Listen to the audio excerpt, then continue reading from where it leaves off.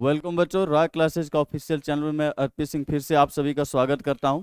और जैसा कि हमने कहा था कि हम प्रैक्टिस सेट आपके लिए बराबर लेके आते रहेंगे और अधिगम के बेहतरीन 50 क्वेश्चन का प्रैक्टिस सेट हो चुका है और अगले 50 क्वेश्चन का प्रैक्टिस सेट लेकर फिर से हम सभी आ चुके हैं। तो आज हम फिर अधिगम के आगे के 50 क्वेश्चन करेंगे जो कि प्रीवियस ईयर से आए हुए हैं, जहां से आपको ये मालूम चल सके, ये पता हो सके कि हमें किन किन टॉपिक पे ज़्यादा ध्यान देना है, किसको हमें दिमाग में रखते हुए किस तरीके से हमें पढ़ना है और किन चीज़ों से क्वेश्चन पूछे जाते हैं। इन सारे चीज़ का विवरण यहाँ से आपको पता चलेगा।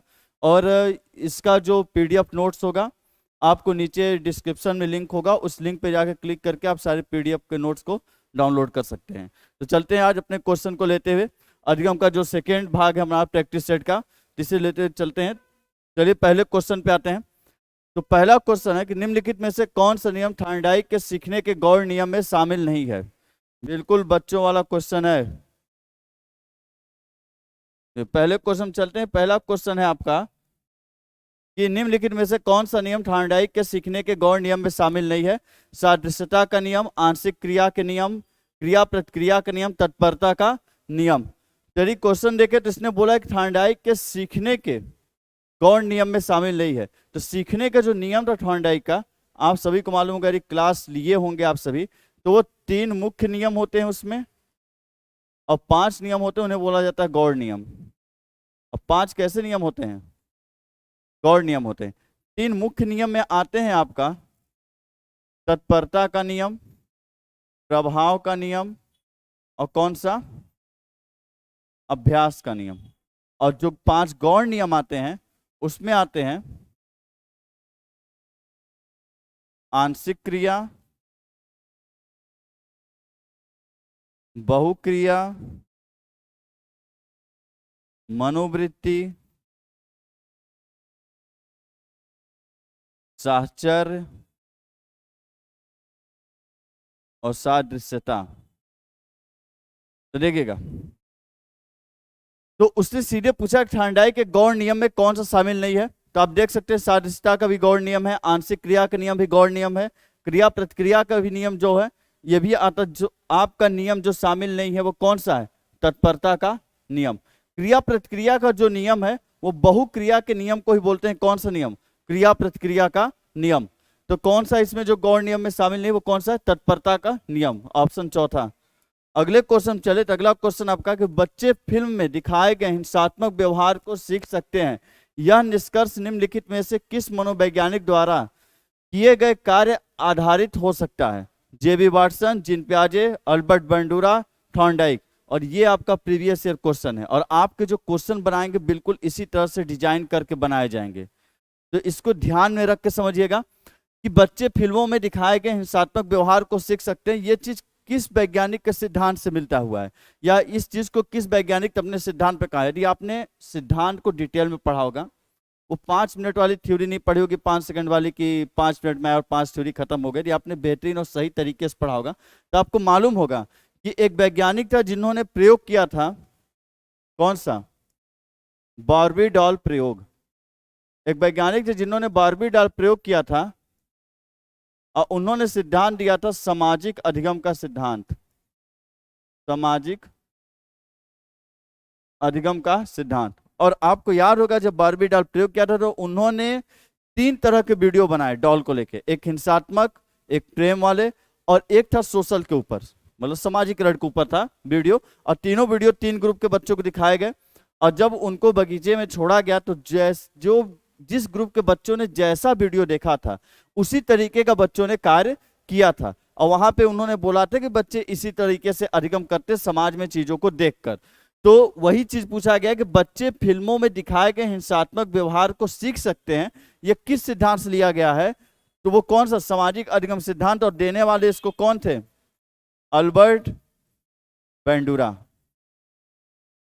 तो इसमें ऑप्शन नंबर कौन है? 3। ऑप्शन नंबर 3 में कौन है? Albert Bandura. अल्बर्ट बेंडूरा थे जिन्होंने आपका बार्बी डॉल प्रयोग किया था। अल्बर्ट बेंडूरा थे जिनका सिद्धांत बोलते हैं सामाजिक अधिगम का सिद्धांत। और अल्बर्ट बेंडूरा ही थे जिन्होंने बोला था कि न सीखना भी सीखना है। जिन्होंने कहा था न सीखना भी क्या है? सीखना है। अरे बात कीजिए वाटसन की, तो वाटसन वो वैज्ञानिक जिन्होंने व्यवहारवाद दिया था। व्यवहारवाद के जनक कौन है? वाटसन होते हैं। और वही वैज्ञानिक जिन्होंने व्यवहार का विज्ञान भी किसने दिया था? वाटसन। व्यवहार का विज्ञान किसने दिया था? वाटसन। जिन प्याजे की बात की जाए तो जिन प्याजे की थ्योरी आप आने वाले टाइम पे भी आगे पढ़ेंगे। जिन प्याजे ने जो थ्योरी दिया था वो था संज्ञानात्मक विकास का सिद्धांत। संज्ञानात्मक विकास का सिद्धांत पढ़ेंगे, जिसको देने वाले कौन थे? जिन प्याजे थे। थॉर्नडाइक का आप जानते हैं कि इसके इन्होंने जो थ्योरी दिया था वो था सीखने के नियम दिए थे एक, और दूसरा इन्होंने दिया था SR थ्योरी। तो इस तरीके से आप एक एक वैज्ञानिकों के बारे में डिटेल से समझ गए। तो बच्चे फिल्म में दिखाए गए हिंसात्मक व्यवहार को सीख सकते हैं, किसके थ्योरी से मिलता है? अल्बर्ट बेंडूरा के। अगले क्वेश्चन पे चलते हैं। क्वेश्चन नंबर 3, एक बच्चा अतीत की समान परिस्थिति में की गई अनुक्रिया के आधार पर नई स्थिति के प्रति अनुक्रिया करता है। यह किससे संबंधित है?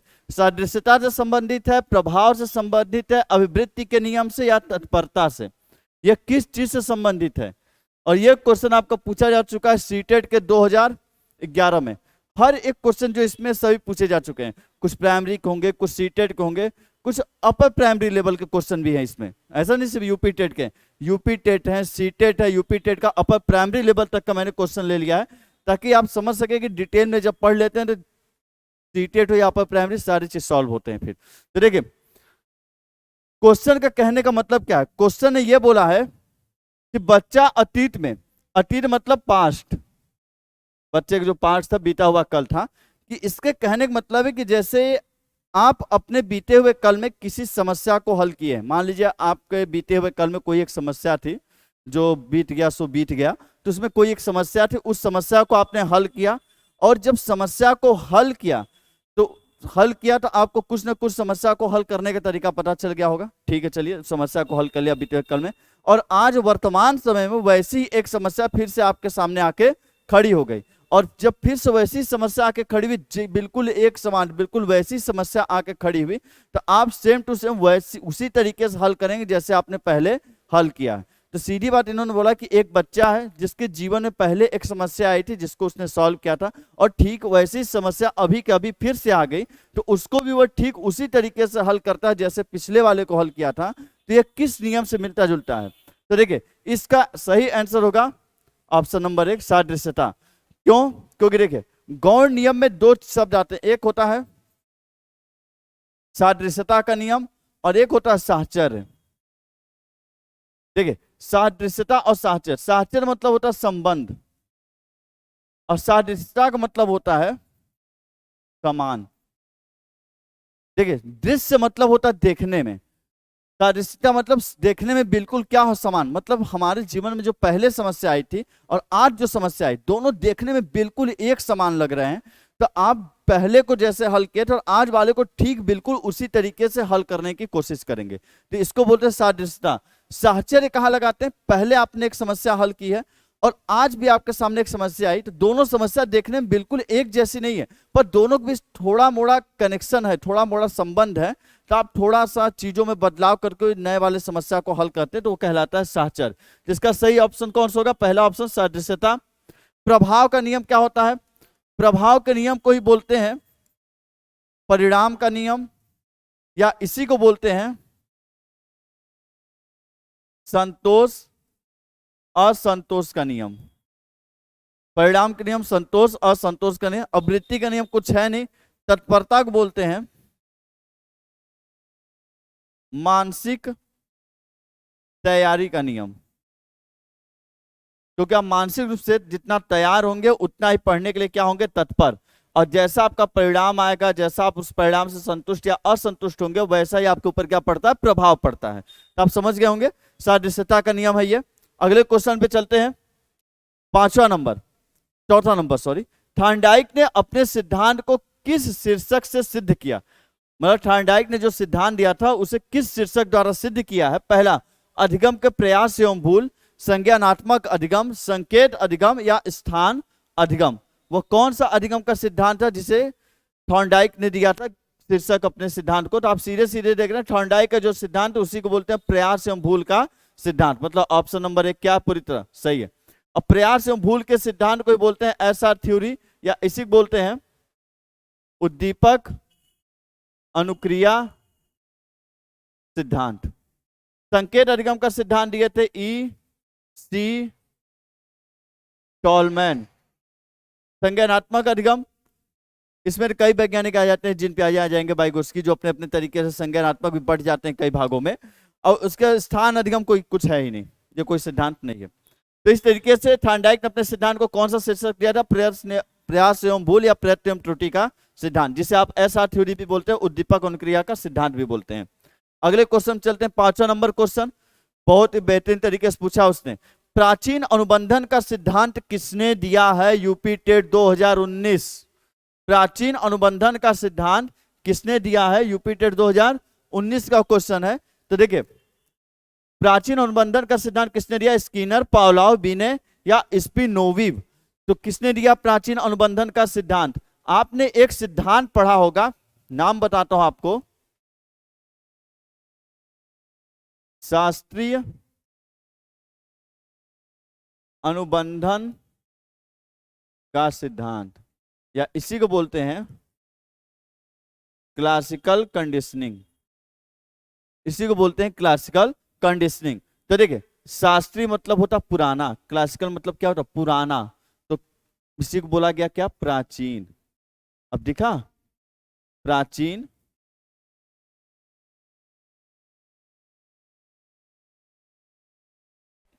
इसी को क्या बोला गया? प्राचीन अनुबंधन को अनुबंधन। तो देखिए, इसीलिए अब शास्त्रीय अनुबंधन का सिद्धांत किसने दिया? आप तो आपके दिमाग में आ गया होगा, ऑप्शन नंबर 2, कौन? पावलोव। पावलोव ही जो शास्त्रीय अनुबंधन का सिद्धांत, या उसी को क्या बोला जाता है? प्राचीन अनुबंधन का सिद्धांत। अब पावलोव ही वो वैज्ञानिक थे जिन्होंने प्रयोग किया था किसके ऊपर? कुत्ते के ऊपर। अब पावलोव ही वो वैज्ञानिक जिन्हें बोला जाता है अनुबंधन के जनक, अनुबंधन के जनक। स्किनर ने जो सिद्धांत दिया तो उसे बोलते हैं क्रिया प्रसूत अधिगम का सिद्धांत। बिने को आप बुद्धि में पढ़ेंगे, ये वैज्ञानिक कुछ है ही नहीं, आपको कंफ्यूज करने के लिए। तो समझ गए? अगले क्वेश्चन पे चलते हैं, 6वें नंबर क्वेश्चन पे। 6वां नंबर क्वेश्चन आप सभी के सामने है। अनुकूलित अनुक्रिया सिद्धांत किसके अनुकूलन पर बल देता है? अनुकूलित अनुक्रिया सिद्धांत किसके अनुकूलन पर बल देता है? व्यवहार, तर्क, चिंतन और प्रेरणा। व्यवहार, तर्क, चिंतन और प्रेरणा। बिल्कुल आसान सवाल है, एक बार इसको आप सोच के एक बार कमेंट में लिखिए, फिर मैं इसका जवाब बताता हूं। मैं भी देखना चाहता हूं कितने लोग सही से इसको बताते हैं। बहुत ही आसान, बहुत ही सिंपल क्वेश्चन है ये।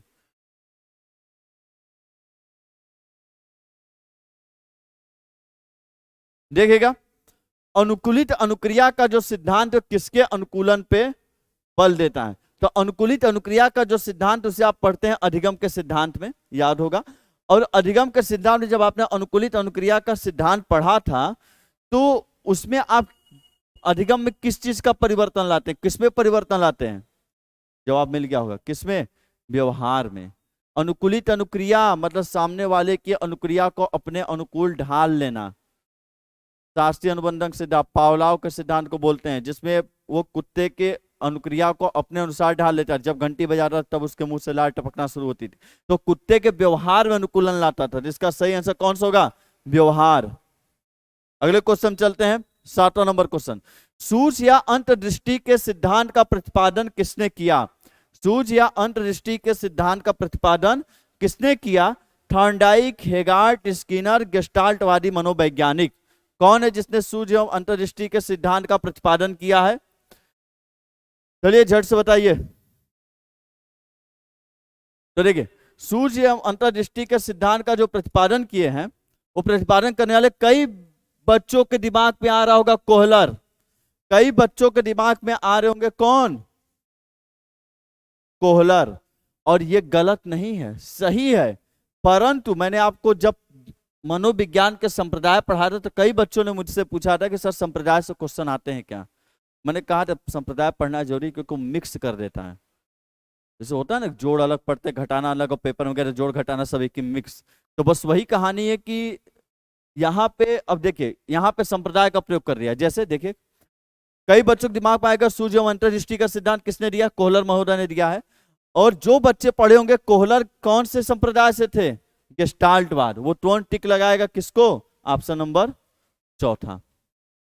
सूर्य एवं अंतर्दृष्टि का सिद्धांत किसने दिया था? कोहलर दिया था। कोहलर किस संप्रदाय के रहने वाले थे? कोहलर किस संप्रदाय से जुड़े हुए थे? कोहलर गेस्टाल्टवाद संप्रदाय से जुड़े थे, और गेस्टाल्टवाद संप्रदाय को ही बोला जाता है संज्ञानवादी संप्रदाय।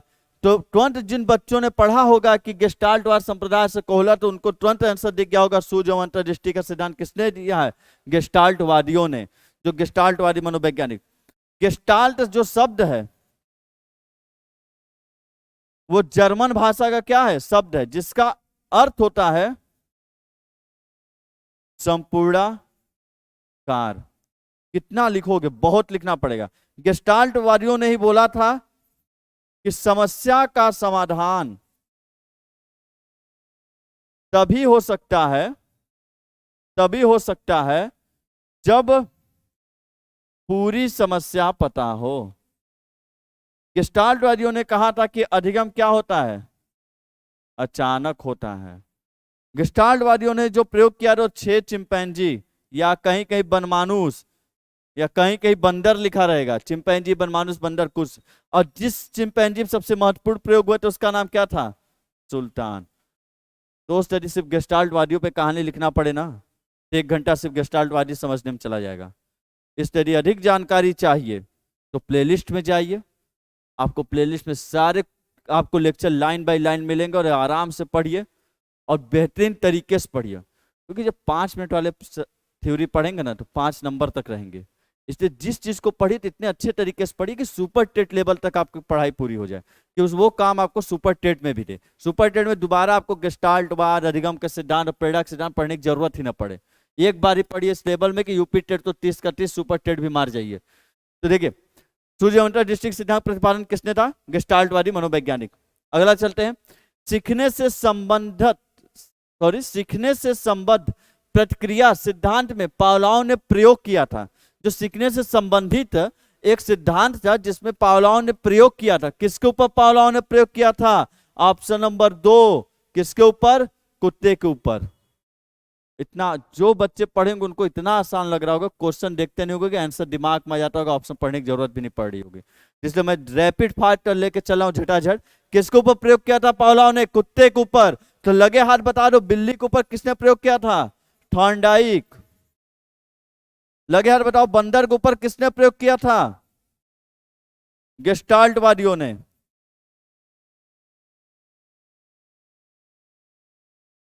लगे हाथ बताओ, चूहे के ऊपर किसने प्रयोग किया था? स्किनर ने। अब कई लोग को लग रहा बंदर, देखिए कहीं कहीं बंदर लिख देता, कहीं कहीं चिंपैंजी लिख देता, कहीं कहीं बनमानुस लिख देता, उससे कंफ्यूज मत होइएगा।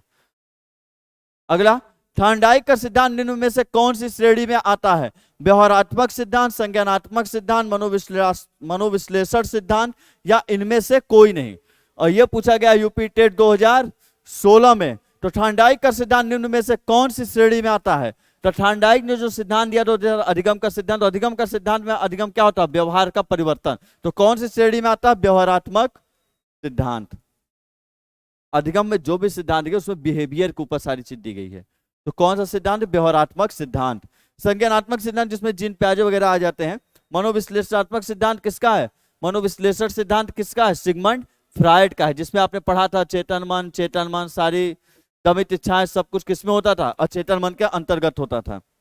अगले क्वेश्चन चलते हैं, 10 नंबर क्वेश्चन। पावलोव ने सीखने के अनुबंधन प्रतिक्रिया सिद्धांत का प्रतिपादन पर प्रयोग करके किया था। पावलोव ने जो सीखने का अनुबंधन प्रतिक्रिया सिद्धांत का प्रतिपादन किसके ऊपर प्रयोग किया था पावलोव ने? तो सीधी सी बात है, अभी अभी आपने पढ़ा था पावलोव ने किसके ऊपर प्रयोग किया था? खरगोश, कुत्ते, चूहे, बिल्ली। तो पावलोव ने किसके ऊपर प्रयोग किया था? कुत्ते के ऊपर। पावलोव ने किसके ऊपर प्रयोग किया था? कुत्ते के ऊपर किया था। चूहे के ऊपर कौन किया था? स्किनर। बिल्ली के ऊपर कौन प्रयोग किया था? थॉर्नडाइक। अधिक जानकारी के लिए प्लेलिस्ट। आगे बढ़ते हैं, तो बता दीजिएगा 10 में 10 किसका सही है। अभी तक जो 10 क्वेश्चन लगे, बहुत क्वेश्चन आसान भी थे, टफ भी थे, तो पहले ये बता दीजिएगा 10 में से 10 किन बच्चों का जिनका 10 में 10 एकदम बिल्कुल सही सही लगे हैं। इधर ईमानदारी से कमेंट मार दीजिएगा किसका 10 में 10 सही था। आगे बढ़ते हैं। कक्षा शिक्षण में पाठ प्रस्तावना सोपान सीखने के किस नियम पर आधारित है? UP TET 2015। प्रभाव का नियम, तत्परता का नियम, साहचर्य का नियम, या सादृश्यता का नियम? कक्षा शिक्षण में पाठ प्रस्तावना सोपान। पाठ प्रस्तावना सोपान आप के लिए बता दो यदि हिंट, तो जब आप लेसन प्लान या पाठ योजना बनाते थे तो वहां पाठ प्रस्तावना सोपान का प्रयोग करते। इसमें प्रस्तावना आप लिखते थे कि क्या क्वेश्चन पूछेंगे, एंट्री करेंगे तो क्या बोलना है, कौन से 5 क्वेश्चन, जिसमें 2 क्वेश्चन आसान होंगे, तीसरे क्वेश्चन में थोड़ी रुचि आएगी, थोड़ी उसके अंदर जिज्ञासा पैदा करेंगे ताकि बच्चे को इंटरेस्ट आने लगे उस सब्जेक्ट को पढ़ने में। तो वही है कि पाठ प्रस्तावना जो सोपान है वो निम्नलिखित में से किससे जुड़ा हुआ? प्रभाव का नियम, तत्परता का नियम, साहचर्य का नियम या सादृश्यता का नियम, किससे जुड़ा हुआ है? तो देखिए, पाठ प्रस्तावना सोपान में क्या होता है कि आप बच्चों को मानसिक रूप से तैयार करते हैं। पढ़े होंगे पाठ योजना में जब प्रस्तावना कौशल होता था तो उसमें आप 4-5 क्वेश्चन होता है ताकि बच्चों को मानसिक रूप से तैयार किया जा सके, ताकि उसको उस विषय में रुचि पैदा हो जाए, इंटरेस्ट लेके पढ़ना क्या कर दे, शुरू कर दे। तो पाठ प्रस्तावना जो सोपान होता है उसका प्रयोग इसलिए करते हैं ताकि बच्चे क्या हो जाए, मानसिक रूप से बच्चों को तैयार किया जा सके। मानसिक रूप से बच्चों को क्या किया जाए, तैयार किया जा सके। और मानसिक तैयारी का नियम किससे मिलता है? तत्परता के नियम से। परिणाम संतोष और संतोष किससे मिलता है? प्रभाव के। साहचर्य कहां होता है? जहां संबंध होता है, 2 समस्याओं के बीच कोई संबंध हो। सादृश्यता जब दोनों समस्याएं बिल्कुल एक जैसी हो तो सादृश्यता। तो मानसिक रूप से बच्चों को तैयार करना किससे? तत्परता का नियम। तो ऑप्शन नंबर 2 क्या हो जाएगा? बिल्कुल सही हो जाएगा। जो जो बच्चे इसको सही किए होंगे समझ लेना कि बिल्कुल सृजनशील है। अल्बर्ट बंडूरा निम्न में से किस सिद्धांत से संबंधित है? अल्बर्ट बंडूरा का सिद्धांत निम्न में से किससे संबंधित है? सामाजिक अधिगम का सिद्धांत, व्यवहारात्मक सिद्धांत, विकास का संज्ञानात्मक सिद्धांत, विकास का मनोसामाजिक सिद्धांत किससे संबंधित है? अल्बर्ट बंडूरा का सिद्धांत। ऑनलाइन और ऑफलाइन सबके सब कमेंट पढ़ेंगे के नाम, जिसका नहीं मिला समझ जाएंगे कि या गधा पढ़ा नहीं है घर पर। बिल्कुल एकदम मिलना चाहिए हमको, क्योंकि इसका 10 में 10 किसका सही हुआ, 20 में फिर कितना सही हुआ, 30 में फिर कितना सही हुआ, 40 में फिर कितना सही हुआ, 50 में कितना सही हुआ। और ईमानदारी से बिल्कुल देखिए, अल्बर्ट बंडूरा निम्न में से किस सिद्धांत संबंधित है? तो बिल्कुल सीधे सीधे दिख रहा, पहला ऑप्शन सामाजिक अधिगम का सिद्धांत। अल्बर्ट बंडूरा का जो सिद्धांत वो सामाजिक अधिगम का सिद्धांत था। अल्बर्ट बंडूरा के सिद्धांत में जो इन्होंने प्रयोग किया था, बार्बी डॉल प्रयोग किया था। अल्बर्ट बंडूरा ने बोला था कि न सीखना भी क्या है, सीखना है। अब व्यवहारात्मक सिद्धांत क्या, जिसमें ठांडाइक वगैरह सभी लोग आ जाते हैं, व्यवहारात्मक सिद्धांत जुड़े हुए हैं। संज्ञानात्मक आप जानते हैं, जिसमें जीन पियाजे जैसे वैज्ञानिक आ जाते हैं, और जीन पियाजे हो गए, जेरोम ब्रूनर हो गए, उन्होंने संज्ञानात्मक सिद्धांत दिए हैं। मनोसामाजिक सिद्धांत दिए हैं एरिक एरिक्सन, इसको भी आप पढ़ेंगे, एरिक एरिक्सन। ये क्वेश्चन में पूछा जा चुका है, इंपॉर्टेंट है। विकास का मनोसामाजिक सिद्धांत किसने दिया? एरिक एरिक्सन ने दिया है। बिल्कुल नोट कर लीजिएगा, ये भी इंपॉर्टेंट है, इसे आप पढ़ेंगे भी अभी। एरिक एरिक्सन का मनोसामाजिक सिद्धांत एरिक एरिक्सन ने। तो ऑप्शन नंबर पहला सही। अल्बर्ट बंडूरा निम्न में किस सिद्धांत संबंधित है? सामाजिक अधिगम का सिद्धांत। प्रेक्षणात्मक अधिगम संप्रत्यय द्वारा दिया गया है। प्रेक्षणात्मक अधिगम का संप्रत्यय किसके द्वारा दिया गया है? टॉलमैन के द्वारा, बंडूरा के द्वारा, कोहलर के द्वारा या ठांडाइक के द्वारा? तो प्रेक्षणात्मक अधिगम का संप्रत्यय किसके द्वारा दिया गया है? बिल्कुल आसान सवाल है, जो पिछला है उसी के आधार पे था क्वेश्चन। देखिए सीधा इसका सही आंसर क्या होगा? Albert Bandura. अल्बर्ट बंडूरा ने ही दिया था, ध्यान दीजिएगा। अभी आपने पढ़ा सामाजिक अधिगम का सिद्धांत, और इनके सामाजिक अधिगम के सिद्धांत को ही बोला जाता है प्रेक्षणात्मक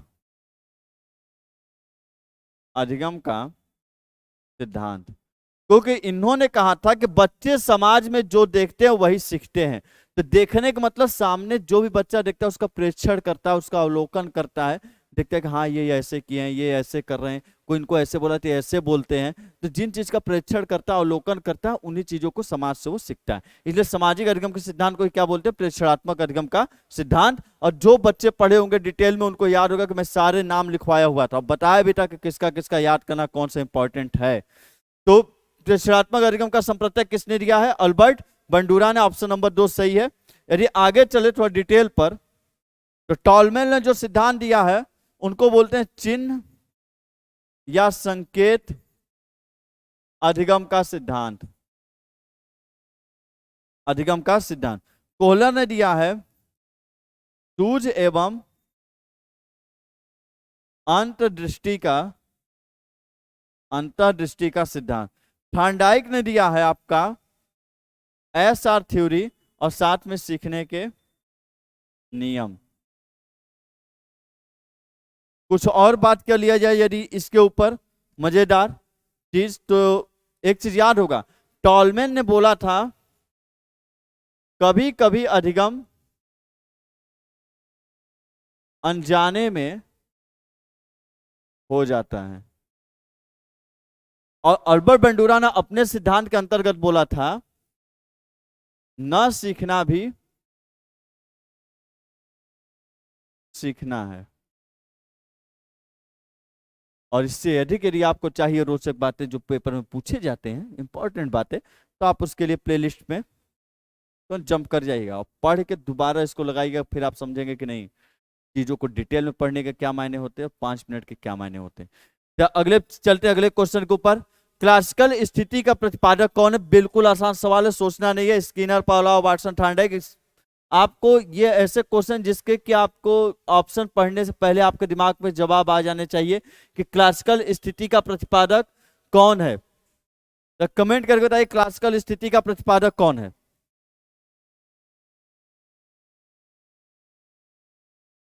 क्लासिकल स्थिति का प्रतिपादक कौन है? अभी अभी क्योंकि मैंने कुछ देर पहले ही बताया था कि एक सिद्धांत है जिसे बोलते हैं शास्त्रीय अनुबंधन का सिद्धांत। याद है कि नहीं?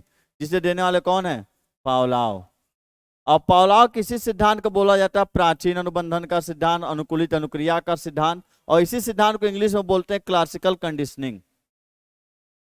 Classical conditioning. और यही से उसने शब्द उठाया क्लासिकल कंडीशनिंग, क्लासिकल स्थिति का सिद्धांत किसने दिया? तो सीधी सीधी बात है, ऑप्शन नंबर 2 किसने दिया है? पावलोव ने दिया। स्किनर ने कौन सा सिद्धांत दिया था? क्रिया प्रसूत अधिगम का सिद्धांत। वाटसन को आप बता चुका हूं कि व्यवहारवाद और व्यवहार का विज्ञान दिया है। थॉर्नडाइक ने एसआर थ्योरी दिया था और सीखने के नियम, इसका पहले बता चुका हूं, इतनी बार बोल दूंगा तो लगता है आपको याद भी हो जाएगा। सीखने के अंतर्दृष्टि सिद्धांत को किसने बढ़ावा दिया? सीखने का जो अंतर्दृष्टि सिद्धांत है उसको किसने बढ़ावा? देखने की जरूरत नहीं, ऑप्शन सीधा जवाब आपका आना चाहिए। जिन प्याजे, पावलोव, वाइगोत्स्की या फिर गेस्टाल्ट सिद्धांतवादियों ने। देखे फिर नाम नहीं दिया, क्या दे दिया? संप्रदाय। और जो बच्चे पढ़ेंगे उनका जवाब आ गया होगा। अंतर्दृष्टि सिद्धांत किसका है? कोहलर का। आधे लोग के दिमाग में कोहलर आंसर आया होगा, बिल्कुल सही है, कोहलर का है। और कोहलर किस संप्रदाय से जुड़े थे? गेस्टाल्ट वाद। किस संप्रदाय जुड़े थे? गेस्टाल्टवाद। यदि ऑप्शन में कोहलर नहीं मिलेगा तो जिस संप्रदाय जुड़े गेस्टाल्टवाद वो मिलेगा, तो कौन सा? Option number 4। तो सीखने का अंतर्दृष्टि सिद्धांत को किसने बढ़ावा था? गेस्टाल्टवाद सिद्धांतवादियों ने। आगे बढ़ते अगले क्वेश्चन पे। किस व्यवहारवादी का मानना है कि अन्य व्यवहारों की भांति भाषा भी क्रिया प्रसूत अनुबंधन द्वारा सीखी जा सकती है? UP TET 2016। Watson, Skinner, Guthrie, Thorndike. Watson, Skinner, Guthrie और थॉर्नडाइक। किस व्यवहारवादी का मानना है कि भाषा क्रिया प्रसूत अनुबंधन द्वारा सीखी जा सकती है? मैंने अभी 2-3 बार बता चुका कि क्रिया प्रसूत अधिगम का सिद्धांत किसने दिया? स्किनर ने। ऑप्शन नंबर 2 क्या है? सही। बस क्वेश्चन आपके लिए घुमा दिया था, आपके लिए एक शब्द डाल दिया कंफ्यूज करने के लिए। भाषा किसके द्वारा सीखी जा सकती है? क्रिया प्रसूत अनुबंधन। और आपको बस यही पकड़ना है, क्रिया प्रसूत अनुबंधन द्वारा सीखी जा सकती है। क्रिया प्रसूत अनुबंधन का सिद्धांत किसने दिया है? स्किनर ने। किस महोदय ने दिया है? स्किनर महोदय ने। ऑप्शन नंबर 2 बिल्कुल सही। अगला चलिए देखिए, गुथरी का जो सिद्धांत था, गुथरी के सिद्धांत को बोलते हैं समीपता का सिद्धांत। समीपता का सिद्धांत। और गुथरी एक ऐसे मनोवैज्ञानिक थे जिन्होंने पुरस्कार को महत्व नहीं दिया था। अगले पे चलते हैं। 17 नंबर। निम्न में से कौन सा अंतर्दृष्टि द्वारा सीखने की व्याख्या करता है? UP TET 2014। मनोविश्लेषणवाद, व्यवहारवाद, संबंधवाद या गेस्टाल्टवाद। निम्न में से कौन सा जो अंतर्दृष्टि द्वारा सीखने की व्याख्या करता है? तो सीधा सीधा आंसर आपके सामने दिख गया होगा, ऑप्शन नंबर 4। कौन सा? गेस्टाल्टवाद। गेस्टाल्टवाद ये जो कि अंतर्दृष्टि द्वारा सीखने की क्या करता है, व्याख्या करता है। मनोविश्लेषणवाद किसका है, सिगमंड फ्रायड का। अगला चलते, निम्न में से किस सिद्धांत को पुनर्बलन का सिद्धांत भी कहा जाता है। निम्न में से किस सिद्धांत को आप पुनर्बलन का सिद्धांत कहते हैं। तो देखिए ये क्वेश्चन समझने लायक है। उद्दीपक अनुक्रिया का सिद्धांत, शास्त्रीय अनुबंधन का सिद्धांत, सूझ का सिद्धांत, या क्रिया प्रसूत अधिगम का सिद्धांत। अब एक सेकंड इसके बारे में विचार करिए और फिर आंसर लगाइए कौन सा है, लगाइए। तो देखिए एक बात पहले समझिएगा, इस यदि बोला जाए पुनर्बलन का सिद्धांत किसने दिया तो हो जाते हैं सीएल हल। पर एक सिद्धांत और था, क्रिया प्रसूत अधिगम का सिद्धांत, जिसे देने वाले कौन थे, स्किनर। और स्किनर को जब मैंने क्लास लिया था तो वहां मैंने एक चीज लिखवाया था कि स्किनर वाले मैंने एक चीज स्पेशली लिखवाया था कि इसमें लिख लीजिएगा कि पुनर्बलन का सिद्धांत भले से सीएल हल ने दिया था, लेकिन पुनर्बलन को अपने सिद्धांत में सबसे ज्यादा महत्व किसने दिया था, स्किनर महोदय ने दिया था। इसलिए बोला गया, इसलिए इस क्वेश्चन को इस तरीके से पूछा गया, निम्न में से किस सिद्धांत को, वह कौन सा सिद्धांत जिसे पुनर्बलन का सिद्धांत कहा जाता है, मतलब वो कौन सा सिद्धांत है अधिगम की दुनिया में जिसे आप पुनर्बलन के सिद्धांत से उपाधि दे सकते हैं। तो आपको सीधे सीधे दिख गया होगा ऑप्शन नंबर चौथा, कौन सा सिद्धांत है, क्रिया प्रसूत अधिगम का सिद्धांत, जिसे आप पुनर्बलन का सिद्धांत भी कह सकते हैं। क्योंकि क्रिया प्रसूत अधिगम के सिद्धांत को जिसने स्किनर ने दिया था, उन्होंने अपने सिद्धांत के अंतर्गत पुनर्बलन को बहुत ज्यादा महत्व दिया था, और इस बात को मैंने लिखवाया भी है आप सभी को। अगले पे चलते हैं, क्रिया प्रसूत अनुबंधन का दूसरा नाम है, यूपी टेट 2018, क्रिया प्रसूत अनुबंधन का दूसरा नाम क्या है, नैमित्तिक अनुबंधन, समीपस्थ अनुबंधन, प्राचीन अनुबंधन या चिन्ह अनुबंधन। देखिए समीपस्थ अनुबंधन या समीपस्थ अधिगम का सिद्धांत किसका है, गुथरी का। प्राचीन अनुबंधन शास्त्रीय अनुबंधन कौन, पावलाव, याद आ रहा है कि नहीं। चिन्ह अधिगम का सिद्धांत किसने दिया है, टॉलमैन, इसी टॉलमैन। क्रिया प्रसूत अनुबंधन का सिद्धांत किसने दिया है, स्किनर। और स्किनर के क्रिया प्रसूत अनुबंधन का दूसरा नाम क्या है, नैमित्तिक अनुबंधन का सिद्धांत। क्रिया प्रसूत अनुबंधन का ही दूसरा नाम क्या है, नैमित्तिक, या कहीं कि नैभित्तिक अनुबंधन का भी सिद्धांत लिखा है, नैभित्तिक भी लिखता है, नैमित्तिक या कहीं कि आपको नैभित्तिक भी मिलेगा। नैभित्तिक अनुबंधन का सिद्धांत उसको देने वाले कौन, स्किनर। मतलब एक ही क्वेश्चन आप 4 5 चीज सीखते जा रहे हैं। और यदि बोलना क्या है, होशियार बनो, विशेष तक आप लोग पहुंच चुके हैं कि आपको खुद ही होशियारी होनी चाहिए, कहाँ से पढ़ना है, कि डिटेल में पढ़ना है कि शॉर्टकट में पढ़ना है, खुद डिसीजन लीजिए इसके बारे में। अगला चलते हैं, 20वां नंबर क्वेश्चन आ चुका है, अंतर्दृष्टि सिद्धांत का प्रवर्तक कौन माना जाता है। तो अंतर्दृष्टि सिद्धांत यूपी टेट 2012, अंतर्दृष्टि सिद्धांत का प्रवर्तक कौन माना जाता है, कोहलर, स्किनर, थॉर्नडाइक, पावलोव। इसके पहले याद होगा अंतर्दृष्टि सिद्धांत का पूछता था किसने दिया था, तो वहां आपको गेस्टाल्टवाद मिलता था, लेकिन यहाँ पे कौन मिल रहा है आपको, कोहलर। बिना देखे आप मार सकते हो, इसका आंसर क्या होगा, कोहलर। तो अंतर्दृष्टि सिद्धांत का प्रवर्तक कौन है, कोहलर है। या कोहलर दिया रहेगा या कोहलर के क्या दिया रहता है, गेस्टाल्टवाद। और क्यों दिया रहता है इसकी पूरी लीला आप समझिएगा कहां, क्लासेज में, जो कि आपको प्लेलिस्ट में मिल जाएगी। अंतर्दृष्टि सिद्धांत प्रवर्तक कौन माने जाते हैं, कोहलर। स्किनर का कौन सा सिद्धांत था, क्रिया प्रसूत अनुबंधन का सिद्धांत। थॉर्नडाइक ने कौन सा सिद्धांत दिया है, एसआर थ्योरी, या उसी बोलते हैं उद्दीपक अनुक्रिया का सिद्धांत। पावलोव ने कौन सा सिद्धांत दिया हुआ है, शास्त्रीय अनुबंधन का सिद्धांत। अगला चलते हैं, और जब बता दीजिएगा 20 में 20 किसने मारा है, किसका 20 में 20 सही हुआ है। जितने भी ऑफलाइन वाले भी देख रहे हैं सब बताना है, चाहे ऑफलाइन चाहे ऑनलाइन, किसने 20 में 20 लगाया है, बिल्कुल एकदम ईमानदारी से। या फिर आपका 20 में कितना सही हुआ है एकदम कमेंट में लिखिए, तो जिसका जिसका 20 में कितना सही, और कोई डिलीट नहीं करे, कमेंट बता दे रहे हैं 20 में कितना सही, एकदम ईमानदारी से बताना। SOR किसके द्वारा प्रस्तावित किया गया, UP TET 2015, Watson, Koffka, Woodworth, गेस्टाल्टवाद। SOR थ्योरी किसके द्वारा दिया गया है, तो SOR थ्योरी किसके द्वारा दिया गया, ऑप्शन नंबर 3 किसके द्वारा, वुडवर्थ के द्वारा। ऑप्शन नंबर 3 किसके द्वारा, वुडवर्थ। तो SOR थ्योरी किसके द्वारा दिया गया है? वुडवर्थ महोदय के द्वारा दिया गया है। वाटसन के बारे में आप जानते हैं, गेस्टाल्ट के बारे में जानते हैं, इतनी बार आपके बारे में बोल चुका हूं।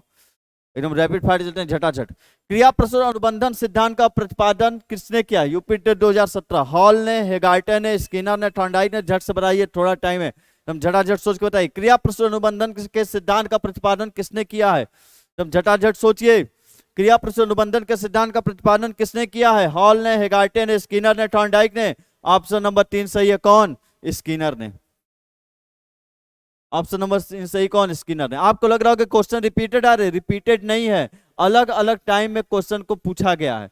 बस आपको दिखाना चाहता हूं, मान रहा हूं क्वेश्चन रिपीट आ रहे हैं, पर क्या करूं, कभी 2013 में पूछा हुआ, 2017 में पूछा हुआ, 2018 में पूछा हुआ, तो मैंने हर बार से उठा लिए, ये दिखाने के लिए कौन से टॉपिक ज्यादा इंपॉर्टेंट, ताकि जब एक ही चीज को आप 4 बार पढ़ेंगे ना, तो आपका दिमाग पकड़ लेगा कि ये टॉपिक इंपॉर्टेंट। जैसे आधे लोग के दिमाग बैठ गया होगा क्रिया प्रसूत, थॉर्नडाइक, कोहलर और उसका गेस्टाल्टवाद नाम कौन दिया, ये याद रखना। तो ऐसे आपके दिमाग में बैठ जाते हैं, इसलिए मैंने उठाया। फिर बाद में तो मैं जब प्रैक्टिस सेट लाऊंगा तो सब मिक्स लेके आऊंगा, चिंता मत करिए। अभी इसीलिए मैं रिपीटेड हुए तो हो गए, मैंने कर दिया।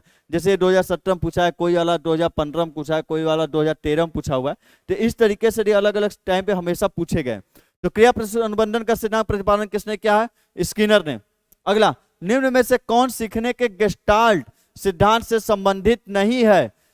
सीखने के गेस्टाल्ट सिद्धांत से संबंधित है, सॉरी, निम्न में से कौन सीखने के गेस्टाल्ट सिद्धांत से संबंधित है? वो कौन वैज्ञानिक जो गेस्टाल्ट सिद्धांत से संबंधित है? Pavlov, Thorndike, Kohler, Skinner. Gestalt में कौन कौन वैज्ञानिक होते थे? एक का नाम था कोहलर, जो था प्रयोगकर्ता।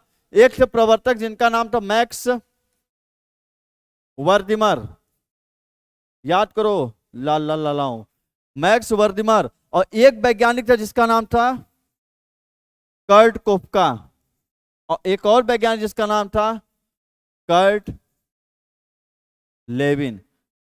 याद करो बच्चों। कोहलर कौन थे? प्रयोगकर्ता। मैक्स वर्दिमर कौन थे? प्रवर्तक। और कर्ट लेविन, कर्ट कोपका कौन थे? सहयोगकर्ता। तो निम्नलिखित में से कौन सा वैज्ञानिक जिसने गेस्टाल्ट सिद्धांत से संबंधित? ऑप्शन नंबर 3 कौन? कोहलर। आगे बढ़ते अगले क्वेश्चन पे, 24 नंबर क्वेश्चन। निम्न में से किसने अधिगम सिद्धांत का प्रतिपादन नहीं किया है? निम्न में से वह कौन है जिसने कि अधिगम सिद्धांत का प्रतिपादन नहीं किया है? Skinner, Kohler, Thorndike, B S Bloom. देखिए, उसने पूछा अधिगम के जो 13-14 सिद्धांत पढ़े हैं, सारे के सारे मैंने पढ़ा दिए, जो 13-14 सिद्धांत पढ़े, निम्नलिखित में से कौन है जिसने अधिगम का सिद्धांत दिया ही नहीं है? तो याद होगा, स्किनर ने अधिगम का कौन सा सिद्धांत दिया है? क्रिया प्रसूत अधिगम का सिद्धांत। कोहलर ने कौन सा अधिगम का सिद्धांत दिया? सूझ एवं अंतःदृष्टि का सिद्धांत। थॉर्नडाइक ने कौन सा दिया है? SR थ्योरी या फिर सीखने के नियम, सीखने के नियम। बीएस ब्लूम कहीं मिले? नहीं। बीएस ब्लूम ने अधिगम का कोई भी सिद्धांत नहीं दिया है। और वही पूछा है अधिगम का सिद्धांत किसने नहीं दिया? तो ऑप्शन नंबर 4 किसने? बीएस ब्लूम ने। खैर, बीएस ब्लूम का आप पढ़ते हैं, ब्लूम टेक्सोनॉमी, ब्लूम डोमेन आप पढ़ते हैं, जिसमें उन्होंने शैक्षिक उद्देश्यों का वर्गीकरण किया, जो आप पढ़ेंगे। लेकिन वो अधिगम का सिद्धांत नहीं है, वो शिक्षा मनोविज्ञान का सिद्धांत है। तो अधिगम का सिद्धांत नहीं। यहाँ पूछा गया निम्नलिखित में कौन सा मनोवैज्ञानिक जिसने अधिगम का सिद्धांत नहीं दिया है? तो कौन है? बीएस ब्लूम है। अगले पे चलते हैं, 25 नंबर क्वेश्चन। सूझ द्वारा सीखने में से किससे संबंधित है? Kohler, Thorndike, Pavlov, Woodworth. UPTET 2016। सूझ द्वारा सीखना ये किस मनोवैज्ञानिक से संबंधित है? ऑप्शन नंबर 1 कौन? कोहलर। अगला क्वेश्चन पे चलते हैं। किस अधिगम मनोवैज्ञानिक ने बाल अधिगम विकास में पुरस्कार को महत्व नहीं दिया? यूपिटर 2013। पहला थॉर्नडाइक, दूसरा कोहलर, तीसरा गुथरी, चौथा स्किनर। कौन सही आंसर है? एकदम झट से सोच के बताइए, एकदम झट से सोच के बताइए, जब तो सोच के बताइए। किसने? अभी मैंने बताया था, वो कौन सा मनोवैज्ञानिक जिसने बाल अधिगम विकास में पुरस्कार को महत्व नहीं दिया है? वो कौन सा मनोवैज्ञानिक है? वो कौन सा मनोवैज्ञानिक? ऑप्शन नंबर 3 कौन सही है? Option number 3 गुथरी। गुथरी ने अपने समीपस्थ विकास, सॉरी, गुथरी ने समीपता का सिद्धांत दिया था अधिगम में, जिसमें उन्होंने पुरस्कार को कोई भी महत्व नहीं दिया था। और डिटेल्स जानना चाहते, याद नहीं करना चाहते, जो बच्चे पढ़े होंगे उनको याद करने की जरूरत नहीं पड़ेगी, और जो नहीं पढ़े होंगे इसी विषय देखेंगे उनको याद करना पड़ेगा।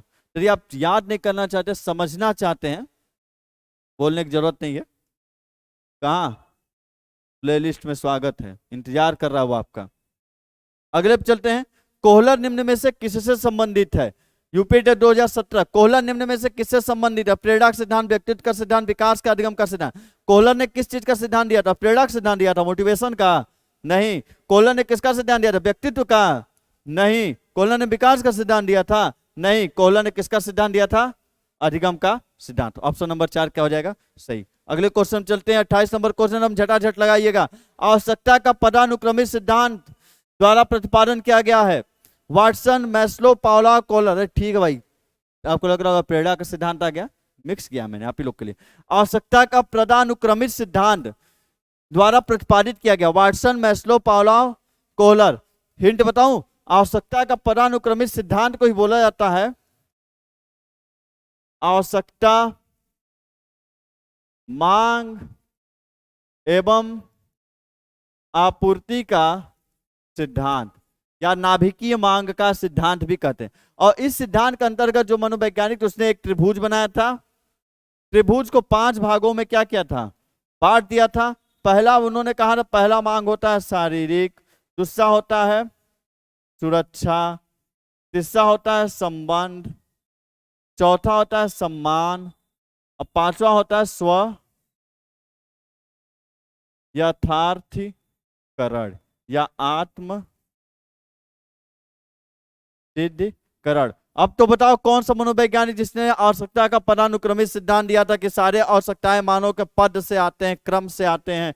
पदानुक्रमित सिद्धांत किसने दिया था? ऑप्शन नंबर 2 किसने दिया था? मैस्लो ने, जिसका नाम है अब्राहम मैस्लो ने दिया था। ऑप्शन नंबर 2 सही होगा। अगले क्वेश्चन चलते हैं। सूझ द्वारा सीखने के सिद्धांत में कोहलर ने प्रयोग किया था। सूझ द्वारा सीखने का जो सिद्धांत था उसमें कोहलर ने किस पे प्रयोग किया था? कुत्ते पर, बिल्ली पर, चूहा पर, बनमानुष पे? बिल्कुल सोचने की जरूरत नहीं। ऑप्शन जल्दी जल्दी बताइए, ऑप्शन किस पे उसने किस पे प्रयोग किया था? सूझ द्वारा सीखने के सिद्धांत में जो कोहलर महोदय तो उसने किस पे प्रयोग किया था? ऑप्शन नंबर 4 किस पे? बनमानुष पे। कुत्ते पर किसने किया था? पावलोव ने। बिल्ली पर किसने किया था? थॉर्नडाइक ने। चूहे पर किसने किया था? स्किनर ने। जो बच्चे पढ़े होंगे उनको झट से समझ में आ गया होगा। तो किसने प्रयोग किया था? चूहा पर स्किनर ने। और सूझ द्वारा सीखने के सिद्धांत में कोहलर ने किस पर प्रयोग किया था? बनमानुष पे। और उस बनमानुष का नाम क्या था? सुल्तान। उस बनमानुष का नाम क्या था? सुल्तान। 30वां नंबर क्वेश्चन। मैस्लो के अप्रेरणा सिद्धांत को कहा जाता है? अब्राहम मैस्लो का जो अप्रेरणा सिद्धांत है उसको क्या कहा जाता है? आवश्यकता का सिद्धांत, दृढ़ इच्छा शक्ति का सिद्धांत, शारीरिक सिद्धांत, या फिर अंतर्नोद का सिद्धांत? अभी अभी आपने पढ़ा था कि जो मैस्लो का सिद्धांत है आवश्यकता का पदानुक्रमित सिद्धांत, इसको बोलते हैं आवश्यकता, मांग एवं आपूर्ति का सिद्धांत। तो आप यहाँ पकड़ लिए होंगे मैस्लो का प्रेरणा के सिद्धांत को बोला जाता है। ऑप्शन नंबर 1 सही होगा। कौन सा सिद्धांत? आवश्यकता का सिद्धांत। तो बताइएगा किसका 30 में 30 नहीं, बस ये कमेंट करिए एकदम झट से कि किसका 30 में कितना सही हुआ है। 30 में कितना सही हुआ है ये झटाझट पहले कमेंट करिए। पढ़ेंगे कमेंट, ऑनलाइन वाले पकड़ में आए ना, ऑफलाइन वाले तो पकड़ में आएंगे, लपेटेंगे सबको। पहले कमेंट करके एकदम तुरंत बताना है किसका कितना सही हुआ है। 30 में से 30 में किसका कितना सही हुआ है और कौन मार दिया 30 में 30। अगला 31 नंबर। सूची ए तथा सूची बी को सुमेलित कीजिए। तो एक बार दोनों को पढ़िए तथा सुमेलित कीजिए। Hall, McDougall, Freud, Maslow. आवश्यकता सिद्धांत, मूल प्रवृत्ति सिद्धांत, मनोविश्लेषणात्मक सिद्धांत, प्रौढ़ अवकलन का सिद्धांत। इसको सुमेलित करना, मिलाना, मिलान कीजिए एकदम झटाझट।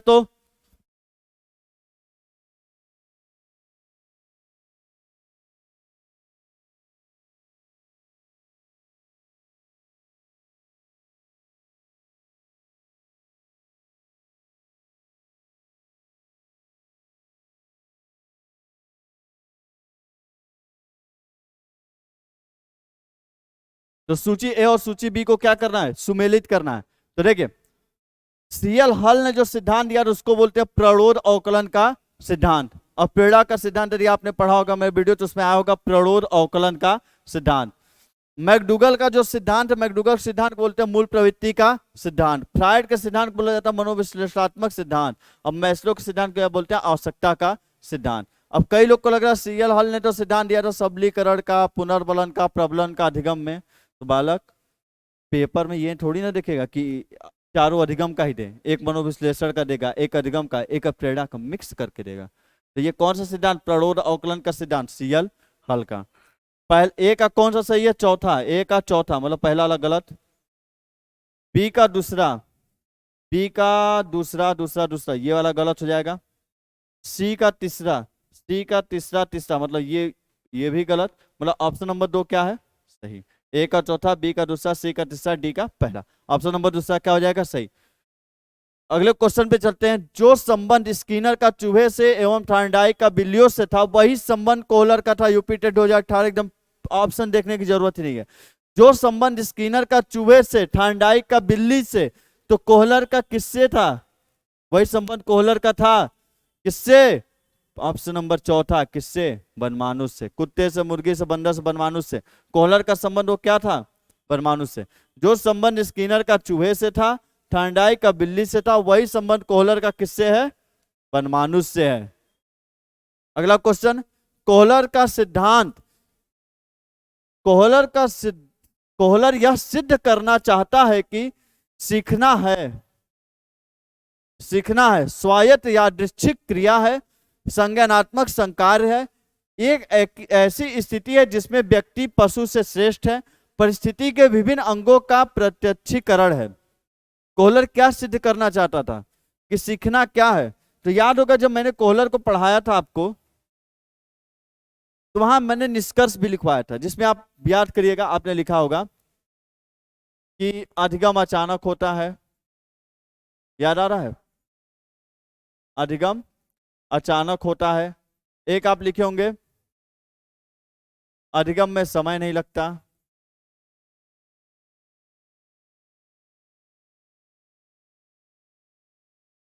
ऐसा अधिगम स्थायी होता है। और एक और आपने लिखा होगा, अधिगम संज्ञानात्मक प्रक्रिया है।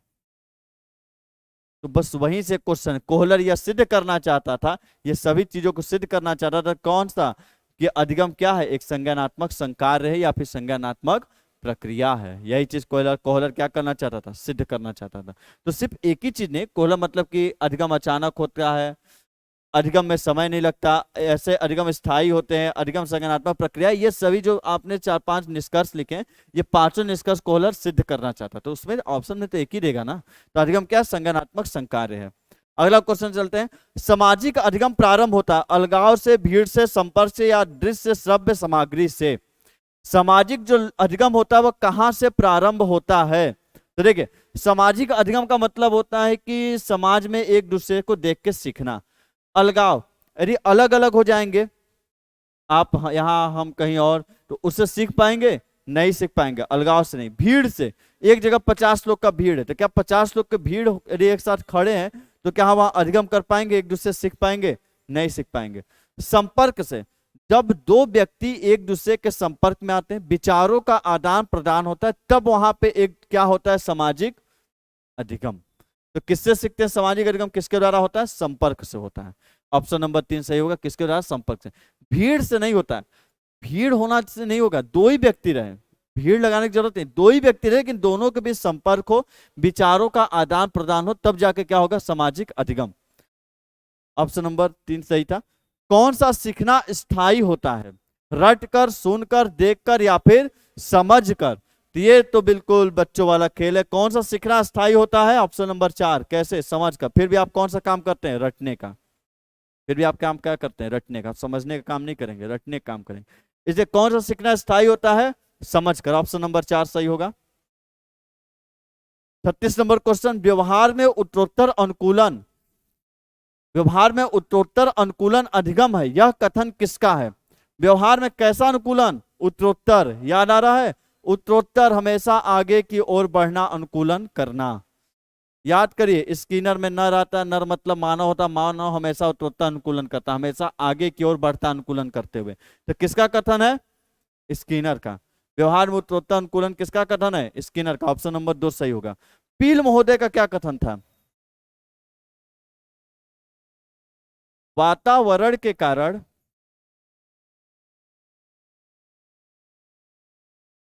व्यवहार में परिवर्तन। क्रो का क्या कथन था? कि दो कौवे मिलके आज 3 ज्ञान की बातें बताएंगे। आज दो कौवे मिलके आज आज ए डबल जे आज 3 ज्ञान की बातें बताएंगे। आदत, अभिवृत्ति और जे से क्या? ज्ञान का अर्जन ही क्या है? अधिगम। गिलफोर्ड ने क्या बोला था?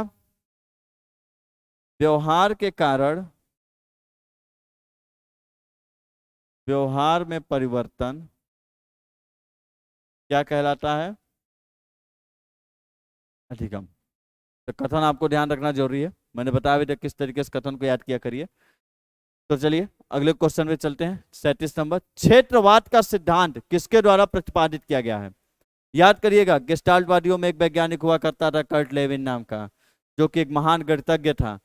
जब उसने देखा गेस्टाल्टवाद वाले सिर्फ सिद्धांत दे रहे, फार्मूला दे नहीं रहे, तो उसने अपना एक नया वाद बनाया और उसी बात को कौन सा वाद बोलते हैं? क्षेत्रवाद। तो क्षेत्रवाद का सिद्धांत किसके द्वारा प्रतिपादित किया गया? Kurt Koffka, Carl Rogers, Kurt Lewin या एबिंग हॉस? तो ऑप्शन नंबर 3 सही होगा। कौन? कुर्ट लेविन, या इन्हीं का नाम लिख के आता है कर्ट लेविन। तो ऑप्शन नंबर 3 सही होगा। कौन सा था? Kurt Lewin. कर्ट लेविन के सिद्धांत को क्या बोलते हैं? क्षेत्रवाद का सिद्धांत। कर्ट कोपका ने कोई सिद्धांत नहीं दिया था, उसी पे एक सहयोगकर्ता के रूप में थे। कार्ल रॉजर्स ने जो सिद्धांत दिया था प्रयोगात्मक अधिगम का सिद्धांत, याद होगा कि कार्ल रॉजर्स ही थे जिन्होंने बोला था कि अधिगम 2 प्रकार के होते हैं। एक होता है संज्ञानात्मक और एक होता कौन सा? प्रायोगिक। और उन्होंने कहा था कि प्रायोगिक अधिगम संज्ञानात्मक अधिगम से ज्यादा महत्वपूर्ण होता है। मतलब बच्चे प्रयोग करके सीखते हैं, दैनिक जीवन में उपयोग करके सीखते हैं, वो ज्यादा महत्वपूर्ण है संज्ञानात्मक अधिगम से। एबिंगहॉस एबिंगहॉस का आप जानते होंगे। एबिंगहॉस के बारे में बता दूं यदि, तो यदि बोला जाए कि अधिगम वक्र हो गया, अधिगम का पठार हो गया, कि जनक कौन है? एबिंगहॉस है। अगले क्वेश्चन की तरफ बढ़ते हैं। 39 नंबर, प्रयोगात्मक अधिगम संज्ञानात्मक अधिगम से अधिक महत्वपूर्ण होता है, यह किस मनोवैज्ञानिक ने प्रतिपादित किया? ये तो पिछला वाला ही आ गया, अभी बताए, नकल मार लिया। डेविड आर्सुबेल, कार्ल रॉजर्स, वुडवर्थ या गुथरी? या कौन? गुथरी। तो डेविड आर्सुबेल, कार्ल रॉजर्स, वुडवर्थ या फिर गुथरी। तो प्रयोगात्मक अधिगम को संज्ञानात्मक अधिगम सबसे महत्वपूर्ण होता है किस मनोवैज्ञानिक का? ऑप्शन नंबर 2 सही होगा। कौन? Karl Rogers. एकदम झटा लगाए, क्वेश्चन आया कि 20 टिक मारा करिए। Karl Rogers. डेविड आर्सुबेल का आपको याद होगा, डेविड आर्सुबेल ने अधिगम को 4 प्रकार से बांटा था, जिसमें एक डेविड आर्सुबेल ने अधिगम को बांटा था 4 प्रकार से, जिसमें एक आता था सार्थक अधिगम, रटंत अधिगम, अन्वेषण अधिगम, अभिग्रहण अधिगम। और डेविड आर्सुबेल ने ही अधिगम का अग्रिम संगठनात्मक प्रतिमान दिया था डेविड आर्सुबेल ने। वुडवर्थ ने एसओआर थ्योरी दिया है। गुथरी ने समीपता का सिद्धांत। क्या क्या लिखोगे, एक जगह इतना थोड़ी नहीं, यहां लिखने से कुछ भर जाएगा। चलिए अगला क्वेश्चन देखते हैं। अधिगम का अग्रिम संगठनात्मक प्रतिमान किसने कहा? किसने दिया? ये तो बताते जा रहे हो, वही आते जा रहा है।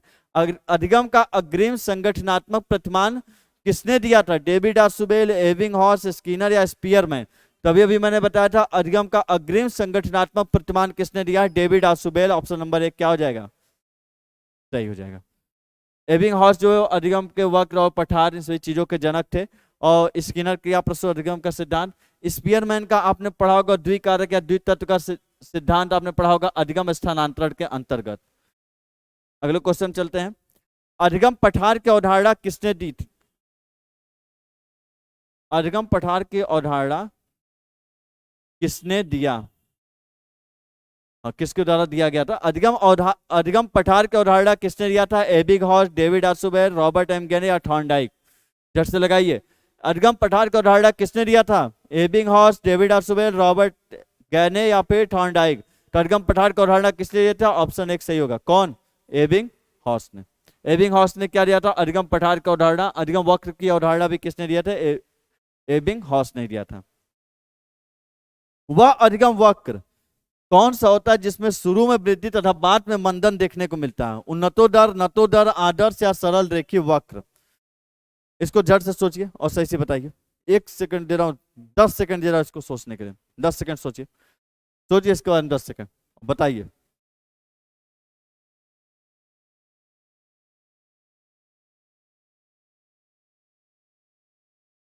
तो देखिए, बोला है कि अधिगम वक्र का वह कौन सा वक्र होता है जिसमें शुरू में वृद्धि और बाद में क्या देखने को मिले? कमी।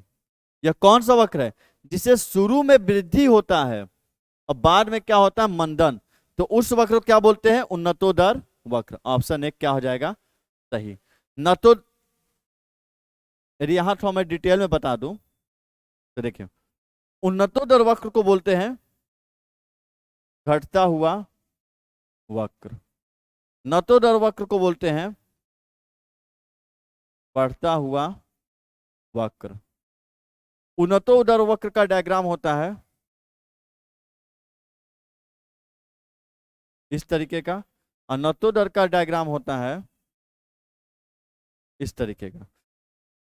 आदर्श और सरल रेखीय वक्र दोनों एक ही के नाम है, जिसका डायग्राम होता है इस तरीके का। तो समझ गए होंगे, आदर्श और सरल रेखीय एक ही वक्र के नाम है जिसका डायग्राम कैसा होता है? ऐसा होता है। तो अगला क्वेश्चन चलते हैं। घटता हुआ अधिगम वक्र किसे कहते हैं? बढ़ता हुआ अधिगम वक्र किसे कहते हैं? तो बढ़ता हुआ अधिगम वक्र किसे कहते हैं? ऑप्शन 1 कौन सा? नतोदर। अभी अभी मैंने बताया, बढ़ता हुआ अधिगम वक्र किसे कहते हैं? बढ़ता हुआ अधिगम वक्र किसे कहते हैं? नतोदर को। बढ़ता हुआ अधिगम वक्र किसे कहते हैं? नतोदर को। अगले क्वेश्चन चलते हैं। आरोपण का सिद्धांत किससे संबंधित है? आरोपण का सिद्धांत किससे संबंधित है? अधिगम वक्र, व्यक्तित्व, बुद्धि या अधिगम अंतरण? आरोपण का सिद्धांत किससे संबंधित है? 1 सेकंड सोचिए और बताइए। अधिगम वक्र, व्यक्तित्व, बुद्धि या फिर अधिगम अंतरण? याद करिए, जहां पे अधिगम स्थानांतरण का जब सिद्धांत पढ़ा रहे थे तो वहां अधिगम स्थानांतरण आप इस सिद्धांत को पढ़े थे। तो आरोपण का सिद्धांत किससे संबंधित है? ऑप्शन नंबर 4 सही होगा, अधिगम अंतरण से। देखिए, अधिगम अंतरण या इसी बोलते हैं अधिगम स्थानांतरण। और इसमें आपने जो सिद्धांत पढ़ा था, एक सिद्धांत पढ़ा था सामान्यीकरण का सिद्धांत, जिसको देने वाले कौन थे? हल। एक था समान तत्व का सिद्धांत, जिसको देने वाले कौन थे? थॉर्नडाइक। और एक आपने पढ़ा था आरोपण का सिद्धांत, जिसको देने वाले कौन थे? कोहलर। और एक ने आपने पढ़ा था द्वितत्व का सिद्धांत, जिसको देने वाले कौन थे? स्पीयरमैन। और अधिक जानकारी के लिए जंप कर लीजिए सीधे प्लेलिस्ट में। अधिगम अंतरण के ये सिद्धांत पढ़े थे आपने कुल 1 2 3 4। तो आरोपण का सिद्धांत किससे संबंधित? अधिगम स्थानांतरण से। ऑप्शन नंबर 4 सही होगा। अगला क्वेश्चन 44। अधिगम अंतरण का द्विकारक सिद्धांत किसने दिया था? अधिगम अंतरण का द्विकारक सिद्धांत किसने दिया था? द्वितत्व, द्विकारक या द्विखंड? चाहे द्वितत्व वो लिखेगा, चाहे द्विखंड लिखेगा, चाहे द्विकारक लिखेगा। तो अधिगम का द्विकारक सिद्धांत किसने दिया हुआ है? सीधे सीधे दिया, थॉर्नडाइक, जड़, कोहलर या स्पीयरमैन। अधिगम का द्विकारक तत्व सिद्धांत किसने दिया? चौथा ऑप्शन। अधिगम का अंतरण का द्विकारक सिद्धांत किसने दिया है? स्पीयरमैन। ऑप्शन नंबर 4 क्या होगा? सही होगा। थॉर्नडाइक ने जो सिद्धांत दिया था अधिगम अंतरण में का, वो दिया था समान तत्व का सिद्धांत। अभी अभी मैंने बताया, बता दूं, समान तत्व का सिद्धांत। जड़ ने दिया था सामान्यीकरण का सिद्धांत। कोहलर ने दिया था आरोपण का सिद्धांत।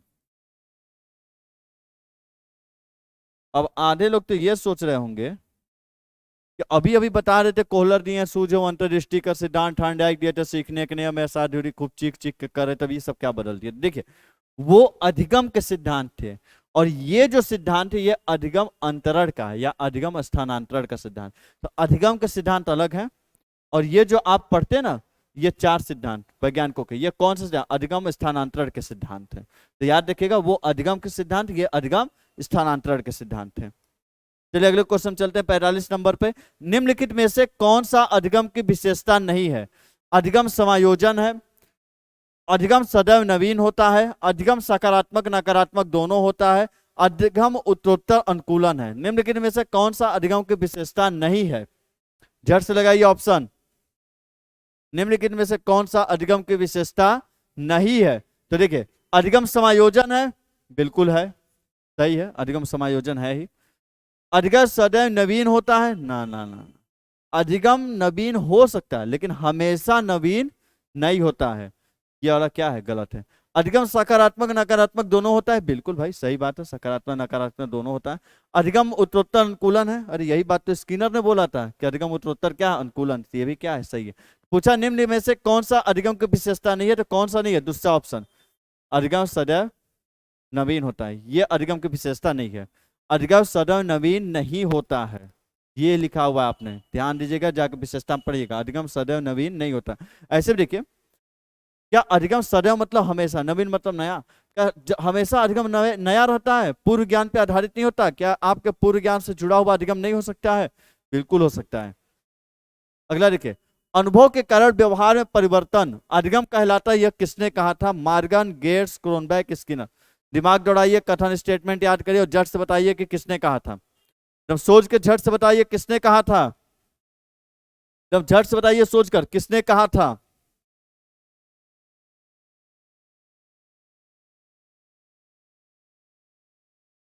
सोच लिए किसने कहा था? ऑप्शन नंबर 3, किसने?